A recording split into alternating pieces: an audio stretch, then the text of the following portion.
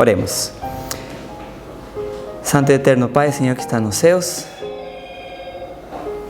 Senhor, te agradecemos por esse momento que temos, Senhor, de estudar a Tua Palavra, de poder estar aqui na Tua casa, juntos com os irmãos. Quero, Senhor, pedir do Espírito Santo hoje novamente para que nos ilumine e nos mostre, Senhor, a Tua vontade, a Tua voz, que possamos ouvir, Senhor, e que fique gravado nos corações. Agradecemos porque o Senhor nos deu vida, nos deu saúde. Estamos aqui, Senhor, prontos para ouvir Tua voz. Oramos em nome do Senhor Jesus. Amém, Senhor. Amém. Deus tem chamado o seu povo, né? Por todos os anos, mais de 100 anos que a nossa igreja tem, né? E temos mensagens importantes para a nossa igreja, né? E a gente está vendo os sinais do tempo do fim, né? Entre um deles que a gente está vendo, ainda estamos nesse ponto, que diz, né, Jesus, tomarem cuidado para não ser enganados.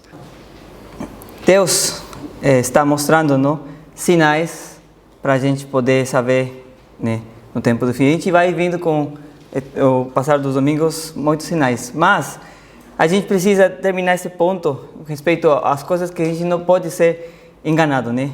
Porque Satanás, como a gente já viu a última vez, né? Satanás, por muitos anos, milhares de anos, desde que o homem caiu, né, no pecado, tem feito experiências com o homem e já aprendeu a conhecer bem a nossa mente, aprendeu já a saber nossas fraquezas, né?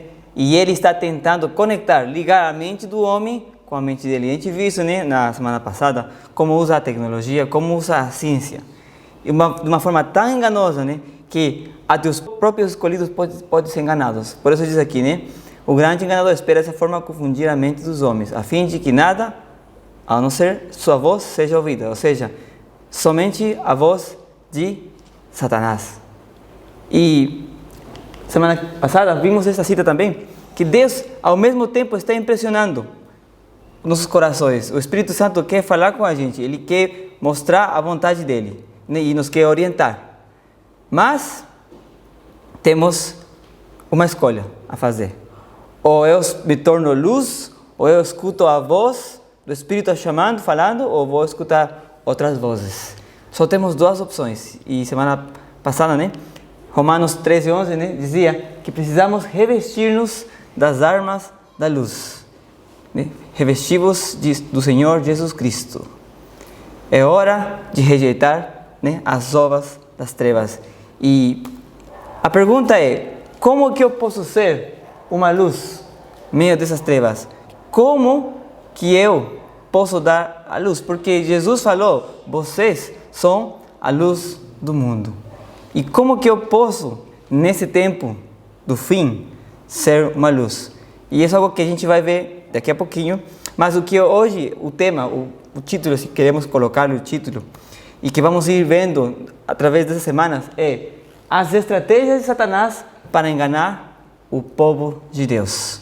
Porque Jesus falou: cuidado que sejam enganados. Então, para a gente não ser enganado, precisamos saber quais são aquelas estratégias que Satanás vai usar para a gente poder estar ciente de não ser enganados, igual aconteceu com Eva.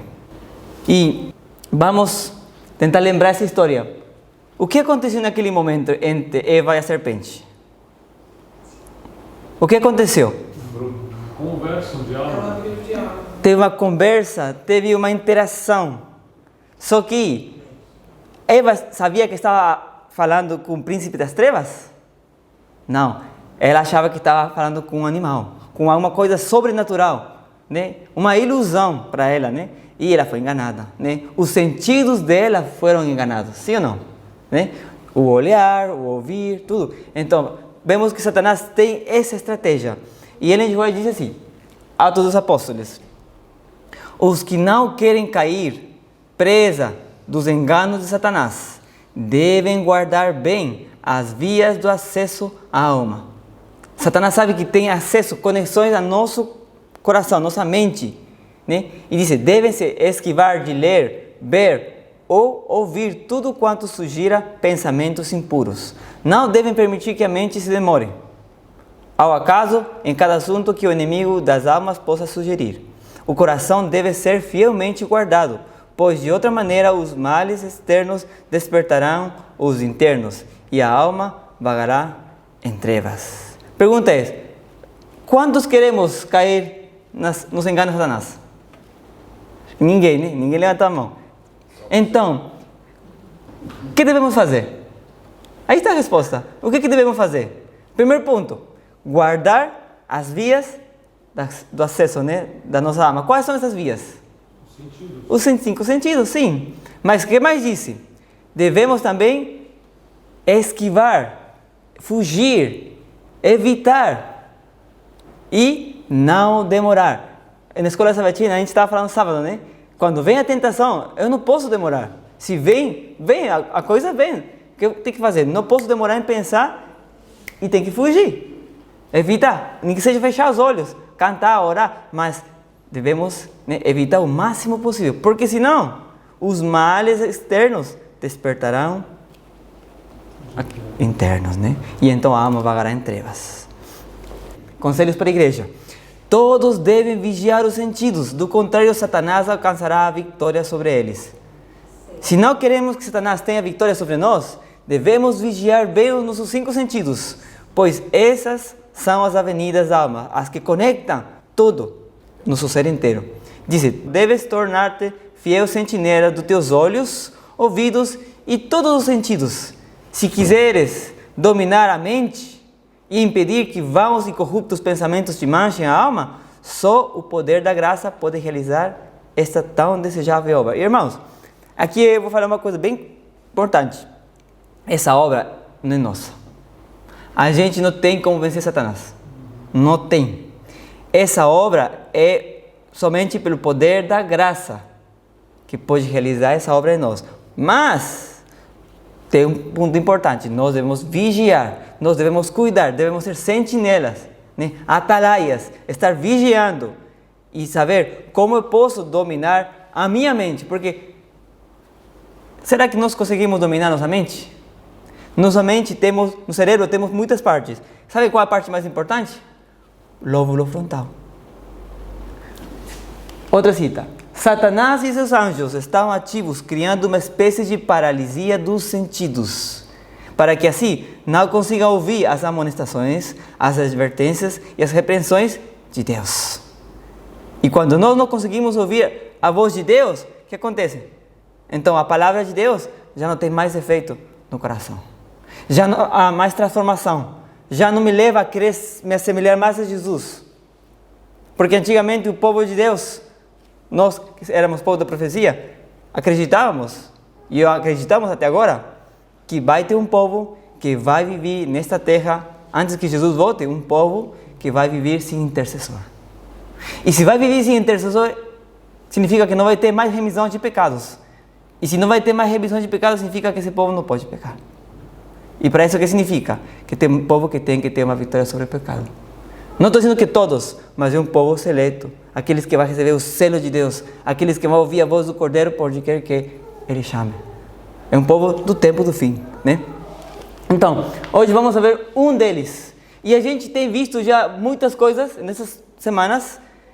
E é muito relacionado com nossa visão. Então hoje eu quero fechar esse ponto. E semana próxima iremos ver os próximos sentidos. Mas disse: se houver um meio qualquer pelo qual Satanás possa alcançar acesso à mente, e lembre-se disso, irmãos, se tem um jeito de Satanás entrar na nossa mente, ele sempre vai semear a semente do joio, e ele fará crescer. Para quê? Para atrapalhar a boa semente. Por isso, em caso algum, pode Satanás ter domínio sobre os pensamentos, palavras e ações, a menos que nós voluntariamente lhe abramos a porta e convidamos a entrar. Satanás, ele busca de qualquer jeito entrar, mas somente se nós abrimos a porta e permitimos. Como? Não é que eu vou falar para Satanás: entra, não. Quando eu assisto uma coisa que não é de Deus, quando eu escuto uma coisa que não é de Deus, quando eu falo uma coisa que não é de Deus, quando eu trato uma pessoa do jeito que Jesus não tratava, quando eu uso o meu ser do jeito que Jesus não usava, do contrário, aí se abre uma janela para que Satanás possa entrar. E disse: a verdade que entra no coração é tornada de nenhum efeito, né? Ou seja, perde o efeito da boa palavra que Deus queria implantar no coração, né? Diz: todos quantos proferem o nome de Cristo necessitam vigiar e orar e guardar as entradas da alma. E por que estou repetindo isso? Porque o ênfase que a irmã Ellen White ela faz, né, de que precisamos cuidar as nossas entradas. Cada entrada é tão importante porque Satanás está em atividade para corromper e destruir. Eu quero que hoje lembre-se, hoje não se esqueça, porque daqui a pouco vamos entender um pouquinho mais isso. Satanás, o que ele quer é destruir, corromper. O quê? A nossa mente, o nosso ser inteiro. E a pergunta é: essa mente que nós temos, para Deus, o que é? Para Deus, o que é nossa mente? Eu não vou responder, vou deixar para depois a resposta. Mas lembre-se, a nossa mente que nós temos, para Deus, o que é? O que é para Ele? Caso nos aventuremos no terreno do inimigo, não temos nenhuma garantia da proteção contra o seu poder. Lembre-se, quando entra no terreno de Satanás, se eu sei que esse lugar não é de Deus e eu entro, nos aventuramos, diz, não temos nenhuma garantia da proteção de Deus. Eu não posso dizer: Senhor, me proteja nessa balada. Seria irônico, né? Acho que protege até a entrada, aí fica na entrada esperando a gente sair. Mas lá dentro, sabe que coisa vai acontecer, né? Cumpre-nos no que nos depender, cerrar toda entrada pela qual ele possa encontrar acesso à alma. E como a gente tem visto todas as semanas, o clássico cita, né? Mas hoje vai ser importante, porque hoje, por fim, vamos entender, e vai fazer muito sentido isso aqui. Por que os nervos cerebrais são tão importantes? A gente sabe, né, que é o único meio pelo qual Deus pode se comunicar com a gente. Qualquer coisa que atrapalhe a conexão, né, vai debilitar nossas forças da nossa mente, nos 5 sentidos, sobretudo, né? Isso a gente já tem visto. Mas a palavra de Deus diz, em Mateus 6, 22 e 23, a lâmpada do corpo são os olhos, né? Se teus olhos forem bons, todo o teu corpo será cheio de luz. Se, porém, os teus olhos forem maus, todo o teu corpo será cheio de trevas. Se, portanto, a luz que há em ti são trevas, quão grandes são tais trevas? Ou tenho luz, ou estou ligado, ou estou desligado. E meus olhos são importantes, porque aqui diz: a lâmpada do corpo são os olhos. Nossa palavra de Deus diz que é que? Lâmpada para meus pés, a tua palavra, e luz para meu caminho. O que quer dizer? Que nossos olhos são comparados quase com a importância da palavra de Deus. De importante. Porque é uma grande entrada pela qual, né, Deus pode entrar, ou também Satanás pode entrar. Ellen G. White faz um comentário referente a este verso que a gente leu, né, de Mateus 6, 22 e 23, diz: que quer dizer ter os olhos bons? É ter disposição para olhar a Cristo, pois contemplando-o seremos transformados de glória em glória, de caráter em caráter. O que significa então olhar a Cristo? O que significa? Disposição em ter olhos bons. O que significa olhar a Cristo? Que eu vou começar a imitar, eu vou começar a copiar, eu vou começar naturalmente a refletir a Jesus. Mas para isso precisamos ter disposição. Minha pergunta é: estamos disponíveis todos os dias para poder olhar Jesus? Para poder buscar a Jesus? Será que quando acordamos as primeiras horas do dia, meu primeiro pensamento é ir buscar Deus? Quantos aqui, quando os que acordam, a primeira coisa, bom, não a primeira coisa, mas uma das primeiras é ir no banheiro e olhar para o espelho? Tem gente que vai, né? Vai se lavar e vai no espelho. Tem gente que não. Mas, quando vocês vão para o espelho, como vocês se enxergam a vocês mesmos? Você vê aí um gatinho, um lindo gatinho, ou você vê um leão em você, sendo que você é um gatinho? Como você se enxerga a você mesmo? É importante entender isso porque quando a gente vê nosso rosto, está achando um homem pecador que não consegue, está vendo, não tem mais esperança, não tenho futuro, não tem solução para mim, eu já estou acabado. Ou vocês estão vendo o futuro você, que Jesus enxerga em você. É diferente. E quando a gente enxerga no espelho e fala assim, eu sou assim, mas eu sei que Jesus me vê de outro jeito, igual assim. Lembre-se, quando vocês veem a próxima vez no espelho, eu sou um vencedor, por mais que eu seja um pecador, Jesus vê algo precioso em mim. Eu sou um ouro bruto agora, mas quando seja refinado, limpo, serei tão hermoso e belo. Lembre-se disso, irmãos, porque isso significa olhar a Jesus cada dia. Eu olho a Jesus e eu não estou olhando a mim, eu estou olhando a Ele. E eu sei, ao mesmo dia que eu serei como Ele. E isso vai me levar a andar como Ele, falar como Ele, viver como Ele. 2 Coríntios 3,18 diz, mas todos nós, com o rosto descoberto, contemplando como num espelho a glória do Senhor, somos transformados de glória em glória, na mesma imagem como pelo Espírito do Senhor. Né? De glória em glória. O que significa de glória em glória? Em outra cita, o Espírito Santo comenta que é o caráter, de caráter em caráter. Estamos dia sendo transformados no nosso caráter, mais semelhante a Jesus. E o caráter, onde está o caráter? O caráter de Jesus está aqui, na lei de Deus, na palavra dele está o caráter. Quando mais contemplamos o caráter dele, mais iremos ser como ele. Mas se dia a dia contemplamos as coisas do mundo, a moda do mundo, o luxo do mundo, as coisas do mundo, será que vamos nos tornar cada dia como Jesus ou como do mundo? E essa é uma grande questão que nós estamos lutando todos, porque às vezes em casa eu busco a Deus, mas saio de casa e já sou bombardeado com tanta coisa que termino, quando eu volto para casa, esqueci tudo que às vezes que eu procurei a Deus. E é necessário ser como Daniel, que buscava de manhã, buscava ao meio-dia, buscava à noite, porque às vezes só amanhã, só à noite não é suficiente. Precisamos buscar mais.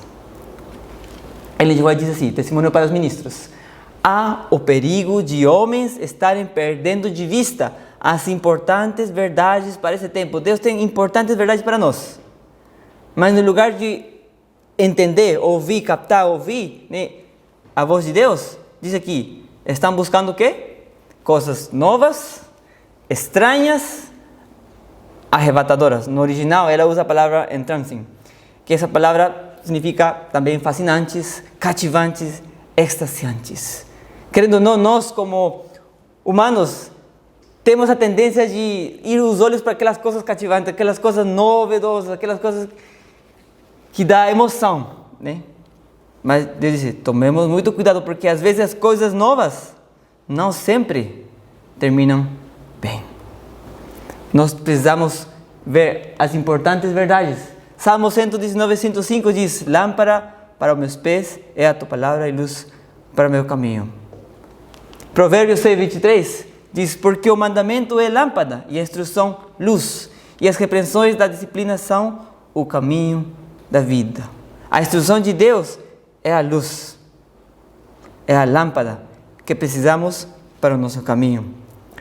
Salmo 119, 130 diz, a explicação das tuas palavras ilumina e dá discernimento aos inexperientes.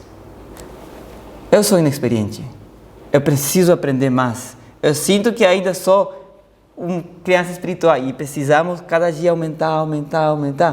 E Deus quer iluminar-nos, mas só podemos achar essa luz através da búsqueda dia a dia. Em João 8,12 diz, Jesus diz, eu sou a luz do mundo, quem me segue nunca andará em trevas, mas terá a luz da vida. Mas também outro verso, em Mateus 5,14 diz, vós sois a luz do mundo, não se pode esconder a cidade edificada sobre um monte. E aqui tem uma pergunta. Jesus é a luz do mundo e nós somos a luz do mundo. Quem que é a luz? Jesus ou nós? Jesus, né? E por que Jesus diz que nós somos a luz do mundo? Refletimos. Como um espelho, né?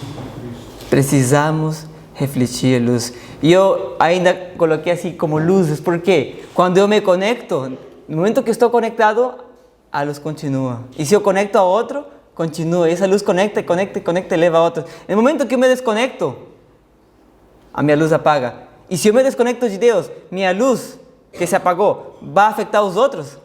Vai. Quando eu vou para a escuridão e eu me desconecto, muitos vão se desconectar, sobretudo o meu lar, porque eu que sou homem, sou sacerdote da minha família, se eu me desconectar de Deus, vai também influenciar no meu lar. Diz o Senhor, Serviço Cristão, página 16. O Senhor fez de sua igreja o reservatório da influência divina. Nós somos reservatório. E o universo celestial está à espera de que os membros se tornem canais pelos quais flua para o mundo a corrente da vida. Deus quer fluir através da gente. A energia, o poder, a influência. E todo aquele que se acha ligado a Deus comunicará luz aos outros. Se existir alguém que não tenha luz a comunicar, é porque não tem ligação com a fonte de luz. E isso é duro, meus irmãos, porque se eu não tenho uma luz que dá a outros, se eu não estou comunicando a pequena luz que Deus me deu, é porque eu estou desligado de Deus. Eu preciso estar ligado para ser um reservatório da energia, do poder, da influência de Deus e assim deixar fluir através de mim para dar luz a outros. A Bíblia diz, a lei é o testemunho. Se eles não falarem segundo a palavra, é porque não há luz neles. E sabem, estamos no tempo do fim, quando a luta é mais forte, cada vez mais forte, e vamos ter que nós decidir que lado. Se avançamos a obra do povo de Deus, né? Com a santidade e irresistível energia. É uma energia que não tem como resistir, que Deus vai dar, vai implantar no nosso povo, na igreja dele, com um poder que vem de Deus. Nessa batalha, ou eu vou com a energia, com a luz que Deus me dá, ou eu vou contra o mundo. E aí diz mais para baixo, mente se aparelhará contra mente, plano contra plano, princípios de origem celestial contra princípios de Satanás. A verdade em seus variados aspectos entrará em conflito com o erro e suas formas sempre variadas. E se é possível, enganar os próprios escolhidos. Vai estar completamente separado. A mente de Cristo ou a mente de Satanás? Os planos de Cristo ou os planos de Satanás? Os princípios de Cristo ou os princípios de Satanás? A verdade de Cristo ou as mentiras ou supostas verdades de Satanás? E nós estamos nesse meio. E até o povo de Deus pode ser enganado, meus irmãos. Deus deixou uma luz para a nossa salvação, meus irmãos. Quantos queremos a salvação? Acho que aqui todos queremos ser salvos, né? Estamos nesse mar da grande tormenta, no qual somente há uma solução. E a solução está em Jesus. Jesus falou assim, eu sou o caminho, a verdade e a vida. Ele falou que eu sou a luz, né, para o mundo. E Ele deixou a luz para a gente. E uma luz especial para nosso tempo. 2 de Coríntios, capítulo 6, verso 14 e 18. Diz, não vos ponhais em jugo desigual com os incrédulos, porquanto que sociedade pode haver entre a justiça e a iniquidade? Que comunhão dá luz com as trevas? Que harmonia entre Cristo e o maligno? O que união do crente com o incrédulo? Que ligação entre o santuário de Deus e os ídolos? Porque nós somos o quê? O santuário do Deus vivente.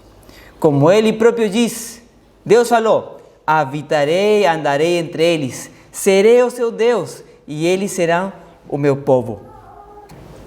Por isso, retirai-vos do meio deles, separai-vos, diz o Senhor, não toqueis em coisas impuras, e eu vos receberei, serei vosso Pai, e vós sereis para mim filhos e filhas, diz o Senhor Todo-Poderoso. Qual é essa luz que Deus tem deixado para nós? Diz aqui, Deus tem um santuário hoje, e não é um santuário feito por mãos de homens, de pedra, de madeira, de ferro. É um santuário vivo. E esse é nós, meus irmãos. Disse, a luz que Deus tem dado sobre a reforma de saúde é para nossa salvação e a salvação do mundo.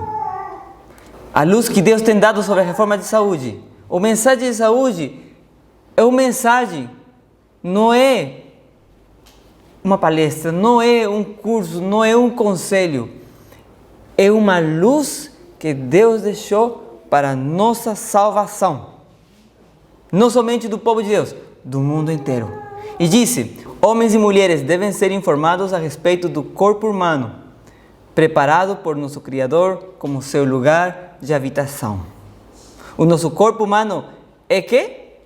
A habitação do nosso Criador. E disse: e respeito do qual deseja Ele que sejamos fiéis mordomos, porque nós somos santuários de Deus vivente.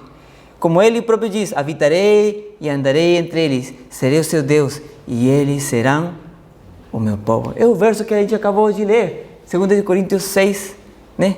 Verso 14 e 18. Nós somos o santuário de Deus vivente. Deus quer habitar entre nós. Mas disse: nosso corpo é uma habitação de nosso Criador. Outro verso, 1 Coríntios 3:9 diz: porque nós somos cooperadores de Deus, vós sois lavoura de Deus e edifício de Deus. Deus faz duas comparações para que a gente possa entender. A gente é o terreno onde Deus planta a semente para que possa dar bons frutos, mas também somos o edifício de Deus. E que edifício? Qual é o edifício que Deus se refere? A gente acabou de ver. É o santuário de Deus. Nós somos o último santuário. Talvez em outra oportunidade a gente possa entrar bem em detalhe, compartimento por compartimento do santuário, e como o nosso corpo é literalmente o santuário. Cada instrumento, cada artefato do santuário é uma parte do nosso corpo. É interessante, até a pele. Interessante. A gente pode fazer esse estudo outra vez, mas lembre-se, irmãos, nós somos o último santuário. E por que digo que nosso corpo é um santuário? Vamos ver a característica do santuário. O santuário tinha duas características importantes. A primeira característica, Êxodo 25:8 diz: e me fará um santuário para que eu possa habitar no meio deles. Onde que estava o santuário? No centro, no meio de todo o povo de Israel. E por quê? Era o lugar mais importante, o comando, o lugar mais protegido, o lugar mais importante. Minha pergunta é: nosso corpo, onde que comanda todo o nosso corpo? Aqui é onde Deus quer habitar nossa mente. Êxodo 25:22 diz: ali virei a ti, e de cima do propiciatório, do meio dos dois querubins que estão sobre a arca do testemunho, falarei contigo acerca de tudo o que eu te ordenar para os filhos de Israel. Qual é o segundo motivo? Deus queria falar com seu povo. Deus não quer falar com a gente. A minha pergunta é: onde que Deus guardava a lei dele? Naquele arca, que representa o lugar santíssimo. E esse lugar santíssimo também representa a nossa mente. Vimos que temos um fruto que não podemos apanhar, que é um lugar santíssimo, completamente protegido. Lugar santíssimo, nossa mente. E um ponto importante: hoje Deus, onde quer guardar a lei? Na nossa mente. E escreverei em vossas mentes. É interessante, meus irmãos, porque nosso corpo é um santuário, é um templo. Vamos seguir lendo e vamos ver como a palavra de Deus confere isso. Essas solenes questões são-me apresentadas em linhas bem claras. Deus declara a seu povo: vós sois lavoura de Deus e edifício de Deus. Deve haver contínuo avanço. Passo a passo devem seus seguidores abrir caminhos retos para seus pés. Precisamos abrir caminhos, precisamos ser luz para os cegos, precisamos abrir caminho para os coxos, para aqueles que não conseguem andar. Os que querem trabalhar para Deus devem fazê-lo inteligentemente. E disse: para suprir as deficiências em si mesmos e glorificar o Senhor Deus de Israel por permanecerem na luz. Assim conduzirão eles a igreja para frente, para cima e rumo ao céu, tornando cada vez mais distinta a sua separação do mundo.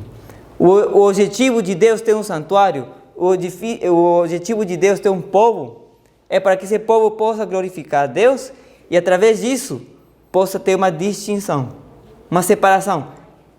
Quem são aqueles do povo de Deus e quem são aqueles que não são do povo de Deus. 1 Coríntios 6, 19 e 20 diz: ou não sabeis que vosso corpo é o templo do Espírito Santo, que habita em vós, proveniente de Deus, e que não sois de vós mesmos, porque fostes comprados por bom preço. Glorificai, pois, a Deus no vosso corpo e no vosso espírito, os quais pertencem a Deus. Nosso corpo é templo de quem? Espírito Santo. No santuário tem um templo, não tem? Nesse santuário, quem está? Jesus. E está no lugar santíssimo agora. E o Espírito Santo, onde tem que estar aqui na terra? No templo dele também. Que templo dele? Aqui, no lugar santíssimo. E aqui é onde nós precisamos glorificar a Deus. Porque se o Espírito Santo habita aqui, todo o nosso corpo vai dar também a glória a Deus. Mas disse, que muitos, têm a condescendência com as paixões, com as tendências carnais e fecham os olhos. Não quer receber a luz que Deus dá. E disse, porque temem ver pecados que não estão dispostos a abandonar. Muitas vezes não queremos ver demais. Por quê? Se eu enxergar mais, eu vou ser responsável por mais coisas. Disse, todos podem ver se quiserem. E aí tem uma pergunta: por que não leem os homens e mulheres, tornando-se mais versados nessas coisas que tão decididamente afetam sua resistência física, intelectual e moral? Dice, deu-lhes Deus uma habitação, para que dela cuide e conservem nas melhores condições para seu serviço e glória. Qual é essa habitação? Nós. O seu corpo, o templo do Espírito Santo. Precisamos cuidar desse corpo, porque fomos comprados. Deus pagou um preço muito alto. Outro verso diz, 1 Coríntios 3, 16 e 17, somos o templo de Deus. O Espírito de Deus habita em vós. Se alguém destruir o templo de Deus, se alguém acabar com esse lugar que Deus separou para ser a habitação do Espírito Santo, disse, Deus o destruirá, porque o templo de Deus, que sois vós, é santo. Minha pergunta é, nosso corpo foi separado para ser santo? Sim ou não? Sim.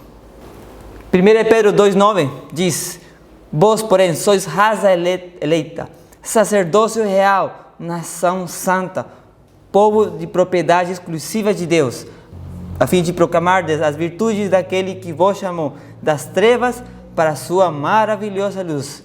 Estávamos nas trevas, estávamos na escuridão, e agora Deus nos chama para ser luz, para ser santos, para ser sacerdotes, para ser um povo que pertence a Deus, um templo de Deus. Mas essa santidade, vamos entender um pouquinho o que significa a santidade. E tem um personagem que a Bíblia identifica como homem, o primeiro que podemos dizer que era um santo, porque ele foi o primeiro que foi levado para o céu. Lembra-se de quem estamos falando? Enoque. Sim. Cumpre-nos obedecer às leis de seu reino, tornando-nos tudo quanto nos seja possível. Temos que fazer tudo o possível, o melhor que possamos. Devemos cultivar diligentemente as mais elevadas faculdades de nosso ser, lembrando-nos de que somos propriedade de Deus, somos edifícios dele, somos um templo dele. Requer-se de nós que nos desenvolvamos dia a dia. E aqui vem o primeiro ponto da santidade. Santidade é estar separado especialmente para Deus, e dia a dia eu tenho um crescimento. Eu entendo uma forma bem fácil para entender santificação, santo. Você, quando planta uma sementinha na terra e brota aquela plantinha bem bonitinha, ela nasce linda, bonita, com as folhas brilhantes, 2 folhinhas só. Minha pergunta, ela já está no tamanho máximo dela? Não, mas nesse estágio já está perfeita?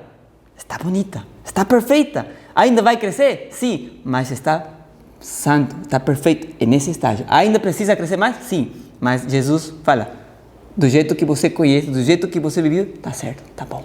Mas precisa mais. Aí você vai acrescentando mais água, vai acrescentando mais nutrientes, vai desnutrindo. A planta vai crescendo, o talo vai crescendo, fica bem bonita. O que acontece? começa a ficar mais grande. É santa, é perfeita para Deus? Sim, mas já alcançou o nível dele de crescimento? Ainda não. Falta mais. E como esse crescimento, as plantas vai crescendo dia a dia. Todos aqueles que já plantaram já viram como vai crescendo uma coisa de um dia para outro. É assim. A santificação que Deus quer que nos desenvolvamos dia a dia. Não é aquilo que a gente fala, holy, nunca mais peca, perfeito de um dia para outro. Não. É um dia. Vitória tras vitória. Hoje ganhei isso, não volto mais para isso, mas agora tem um novo passo e Deus me mostra. Agora você precisa crescer isso. Estica sua folha. Estica seu talo. Né? E aí, às vezes faltou água e vai secando a flor, mas precisamos crescer. Esse é o crescimento. E sigue dizendo, mesmo neste mundo de pecado e dor, podemos, por diligente e perseverante esforço, erguer-nos a mais alta eficiência espiritual. Lavoura de Deus, edifício de Deus sois vós. Nós somos o templo do Espírito Santo. No Espírito e na Palavra, diz. Em todos os aspectos da vida, não somente na parte física, na parte espiritual, em todos os aspectos da formação de nosso caráter, cumpre-nos agradar a Deus. E aqui diz, isso podemos fazer, pois Enoque agradou a Deus. Enoque conseguiu agradar a Deus. Enoque conseguiu caminhar dia a dia, se desenvolveu dia a dia. E ele vivia em uma época bem degenerada. Eu acredito que muito pior dos dias que estamos vivendo agora, porque esse mundo vai se tornar pior. Ainda não estamos chegando no fim do limite. Vai se tornar pior. E disse, e há Enoques neste século em que vivemos. Queremos ser Enoques daqueles dias que possa andar com Deus dia a dia, sendo diligentes. Enoque representa os que ficarão sobre a terra e serão trasladados sem experimentarem a morte. Representa o grupo que deverá viver entre os perigos dos últimos dias. Aqueles que serão rodeados de toda corrupção, vileza, pecado e iniquidade, mas ainda assim se manterão imaculados, santos, perfeitos, separados. Por quê? Porque caminhavam dia a dia com Deus, porque tinham uma relação com Deus, porque estavam conectados, era uma luz. Diz, podemos proceder como Enoque. Foi tomada a provisão em nosso favor. Já tem o caminho da solução. Os anjos de Deus, excelentes em poder, aqueles anjos poderosos, aquele anjo que conseguiu vencer centos de milhares de soldados numa só. Disse, são enviados para ministrar os herdeiros da salvação. Quem são os herdeiros? Nós somos herdeiros da salvação. São enviados para quê? Para ajudar a seu povo. Aqui diz, estes anjos, ao perceberem que estamos fazendo o último esforço possível. E lembre-se, irmãos, quando você dá o máximo de você, quando você dá seu esforço máximo, fala, Senhor, aqui é até onde eu consigo. O Senhor sabe que não consigo mais. Nesse momento, né? Disse, realizarão uma coisa interessante. Disse, a luz deles, desses anjos, brilhará em torno de nós, dissipando a influência dos anjos maus que nos rodeiam. Criarão uma fortificação semelhante aos muros de fogo à nossa volta. A que muro de fogo está falando? Está referindo-se? Lembra-se o povo de Israel quando estava vindo os inimigos atacar? Estava contra o mar e tem que andar por fé e só tem uma opção, depender completamente de Deus. E quando dá o primeiro passo de fé, o mar abre. Mas antes disso, aconteceu uma coisa. O que aconteceu? Deus colocou um muro para que ninguém possa atacar o povo dele. E disse, do mesmo jeito que fez Deus com o povo no passado, vai fazer com aqueles que estão fazendo o máximo esforço possível. Deus sabe, Deus diz que não tem tentação, né, que não possamos suportar, porque Deus sempre coloca uma saída. Tem uma saída, um ponto de escape. Nós precisamos reclamar. Deus, me mostra como eu posso vencer, me mostra. Irmãos, Enoque e os 144 mil tem muitas similitudes. Um povo que vai andar com Deus, um povo que é puro. A Bíblia diz que é virgem, né? Eles não tinham mentiras na boca, sem mancha. Eles conseguiam ouvir a voz de Deus e seguiam ao Cordeiro por onde quer que eles chamavam. Deus está chamando o seu povo. Deus está querendo falar com o seu povo, mas nós precisamos